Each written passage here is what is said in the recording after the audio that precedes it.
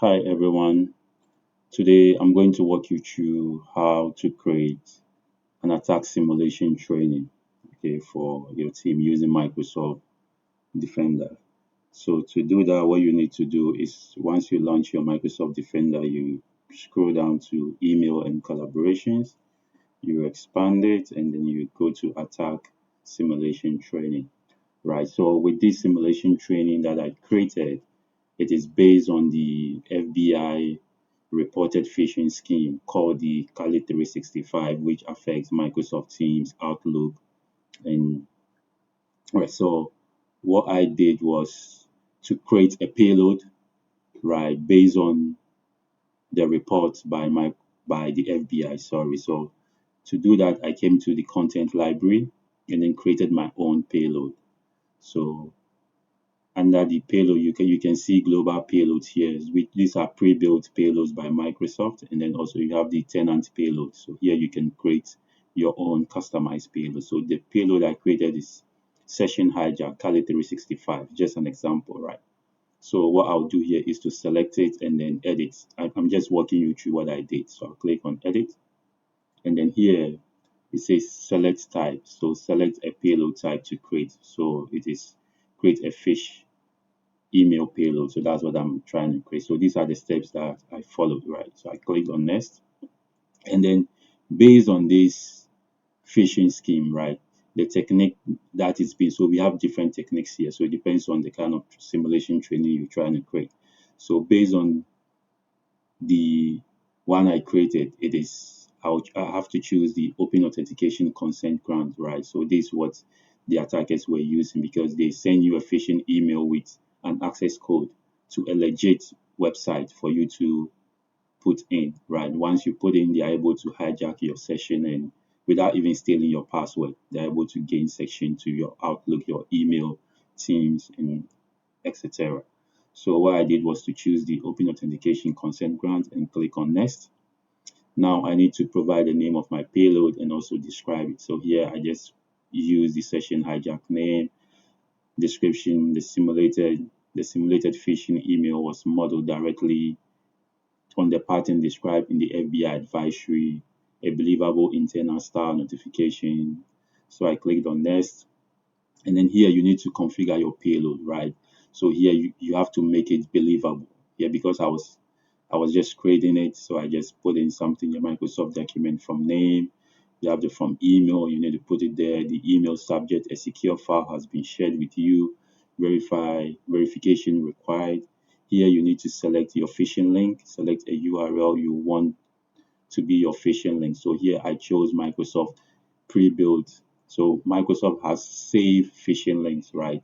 That when the person clicks on it, it is saved. Nothing happens because it is a simulation training. So you select one, and then also here you can fill it. I decided to move on. Here you select the language for your payload. I selected English, and then here you can import your email message, or you can select text or code. Here you can put it in there. So here, this is my email message. Hello team. A document has been securely shared with you via Microsoft 365 and requires identity verification before you can view it. To access the file, so you click on this link and enter the code below within 15 minutes. So this is the access code. So one of the most important thing that was said by the FBI is if you did not request for any access code, just ignore the email. Don't fall for it because this phishing attack is legit. Like it looks legit. The link that they provide for you is legit. But once you enter the code, the access code, they're able to hijack your session without even hijacking your password or gaining access to your password. So here it's it will tell you phishing link here. So you have to select part of the email body to be selected as your phishing link so that the user can click on it, right? So you just highlight some portion of it and then where you want the link to be and then click on phishing link. It will populate here the name and then you just click confirm and then you realize that that part of the message is has been made in the form of a link, right? Let me say that. So here the message is done. Let me go to next. Here you can also include indicators, so the user might be able to see certain indicators that show that this is a phishing email, right? But we don't want to do that, so I'll go on next. And then here you can send a test or preview indicator if you added indicators. So right there is the summary of the configuration. I'll click on submit. Once it is being submitted for test, so you click on done. Now the next thing we can do is to go to simulation to create our simulation, right? So I've already created the simulation. What I'll do is to just take this and then copy the simulation, right? And then edit. So you can copy and edit it. Let's wait for it to load. Now, so this is the process that we'll be going through. So select the technique. So based on our payload, it is open authentication consent grant. So we just select it and then click on next. Here the simulation name, session hijack. So here, because I copied it, so we have the copy here. I'll leave it as it is. So the description, you describe it, click on next. So if you don't want to create the payload first, you can still come here and then select here, create your payload here, right? So here we have the global payload by Microsoft. You can choose to select it, and then here I have the payload I created, right? So this is the payload that's populated here. So that's the payload. So I'll select it. So here it says predicted compromise rate. So it says 17.28% of chance that people are going to fall for this phishing scheme, right? So you can still edit it here. Let's click on next. Here, configure the payload here. So the app name, Microsoft 365. So here you can upload a logo. Maybe you can add Microsoft logo just for it to look more legit. Here you can select the app scope. Here the app scope will be so once the person gets access, so we have read user calendar, read user contact, read user email, read all chat messages, you see. So I selected read and write access to user mail. So once the attacker is able to get access, he or she will be able to read and write, will have read and write access to the user's email. Click on next. And then here, the target user. So if you have different departments in your organization and you want to test them, maybe HR, you can decide to include all users in my organization or include only specific users and groups. You can do that here. So here you can click on add users, you can import, you can do all those. So I'll select include all users in my organization. And I clicked on next, and then here you can exclude users if you want. Maybe you want to exclude certain users from this training or simulation, you can do that. I'll leave it as it is, click on next, and then here assigning training. So once somebody falls for this phishing attack, right? If somebody clicks the link and enters the access code, what do we want to? So we need to assign the person training. So the person will go through some training to make sure their awareness is at a top level. So here we select here, it says Microsoft training experience recommended. So Microsoft has some training. You can also create your own training. You select and then upload so that here it says select training course and models myself. So you can also do that. So here Microsoft has inbuilt training.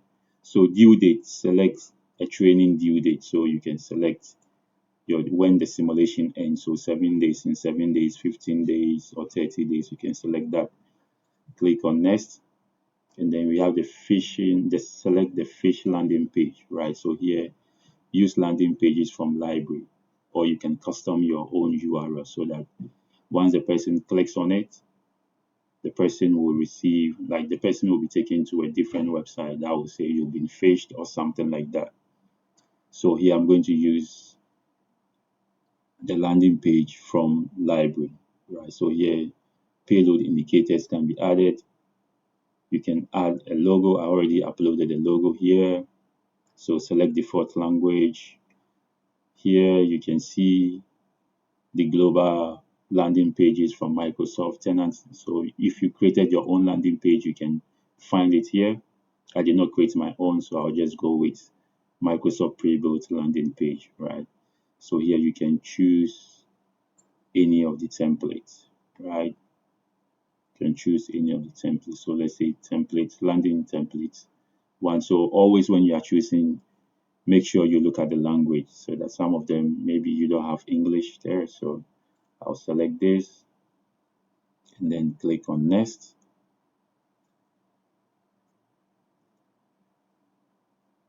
Let's wait for it to load, and then now what we have here is select end user notification. So how do you want the user to be notified? So Microsoft default notification recommended, we leave it English, and then here Microsoft default positive reinforcement notification. So when you come, you need to select the delivery preference. So deliver during simulation, what it to be delivered during simulation. The next one says Microsoft default training reminder notification. So the training. So twice a week, weekly, or how do you want it to the notification to be sent? You click on next, and then here launch details. Configure when you want this simulation to launch and if you would like to remove the payload from user inboxes. So launch this simulation as soon as I'm done. You can schedule it and then configure number of days to end simulation. Configure number of days to end simulation after. So you can select it, the number of days you want.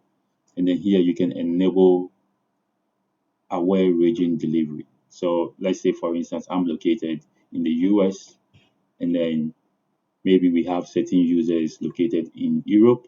You have to make sure enable region awareness delivery is checked. So I'll click on next. And then here you can test it yourself by sending it to yourself to see how it is being delivered. If it is, if it appears legit, so users will be, so the simulation will be effective, right? So you review and then you click on submit. You can click on send test or click on submit. So once you click on submit, that is done. Now you're waiting for users to receive it and then see what happens. So I'll click on done. And then if I come to overview, you can see the session hijack 365 copy has been created. So if I click on it now, so validation and delivery in progress, please come back sometime to view the report. So I don't have the report yet, it's still loading. But what I'll do is to look at the old one I created, right? So this is the dashboard, right? So this is the report. So anytime a user clicks on the link, you'll be able to successful received message. So you can see 7 out of 21 people have received the message, right? They've received the phishing message. Now you can see, if you can see here, click message link. If anyone clicks it, you can see it here. It will appear here. Permissions granted, read messages, deleted messages. You'll be able to, you can also view compromised users here. You can click on compromised users, view users who report. So some users might be able to detect that it's a phishing email and they report to the security team, which is a good practice. You can also see users here, all the users that were sent the message. You can also look at details. And then once you get your report after the simulation, you will know which department needs more training or more awareness and what kind of training you need to provide them. Yeah, so basically this was inspired by me reading the news and then seeing what the FBI said about this interesting phishing scheme that looks legit.